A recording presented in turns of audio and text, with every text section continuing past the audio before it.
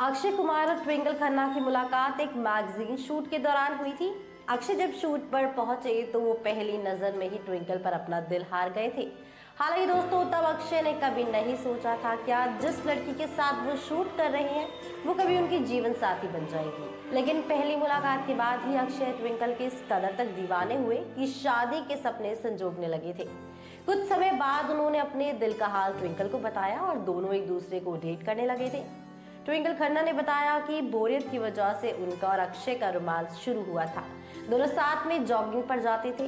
खुद में खोई रहने वाली ट्विंकल को एथलेटिक पर्सन अक्षय कुमार से प्यार हो गया था। दोनों ने एक दूसरे को कई साल तक डेट भी किया और फाइनली दोनों ने साल 2001 में शादी की थी। कपल के 2 बच्चे भी हैं, आरव और नितारा। अक्षय और ट्विंकल ने 1999 में इंटरनेशनल खिलाड़ी और जुल्मी जैसी फिल्मों में साथ काम भी किया था। इससे पहले भी ट्विंकल अक्सर सोशल मीडिया पर अपनी शादी को लेकर मजेदार पोस्ट शेयर करती रहती है।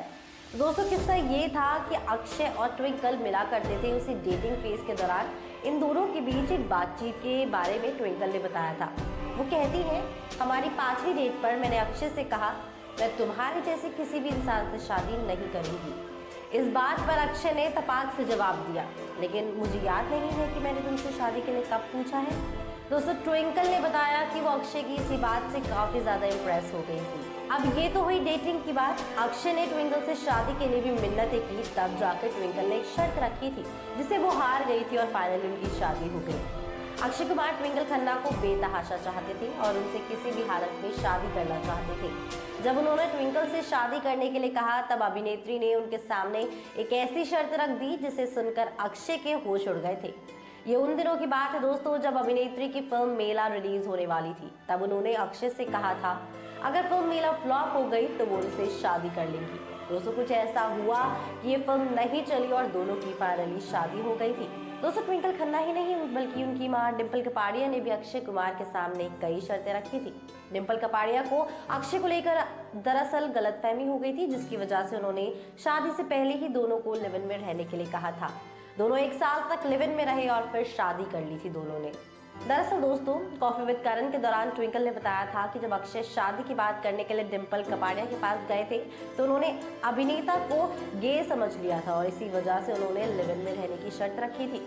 अब दोस्तों, ट्विंकल ने अक्षय को गे क्यों समझा, इस पर ट्विंकल बताती है कि तो मैं और मेरी माँ एक दिन एक साथ सोफे पर बैठे थे और अक्षय हमारे सामने बैठे थे।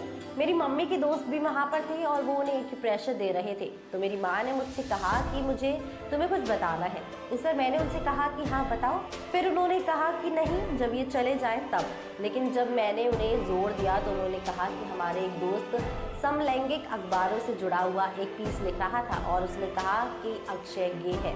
माँ की इस बात पे मैं लगभग बेहोशी हो गई थी। इसी के बाद डिंपल ने वो शर्त रखी थी। तो दोस्तों, ये हुई अक्षय की असल जिंदगी की बात, लेकिन फिल्म में भी वो एक पति बने हैं जो अपनी पत्नी से काफी प्यार करते हैं। दोस्तों, कटरीना का इन्फ्लुएंस अक्षय की रियल लाइफ में भी हो चुका है।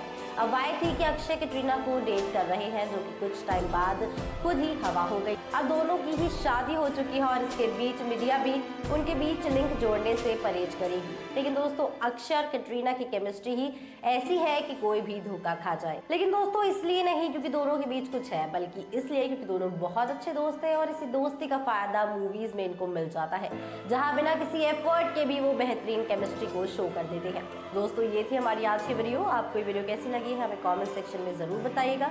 इसी के साथ मैं अनुष्का त्यागी लेती हूँ आपसे इजाजत। बने रहिए और देखते रहिए बॉलीग्राज स्टूडियोज को।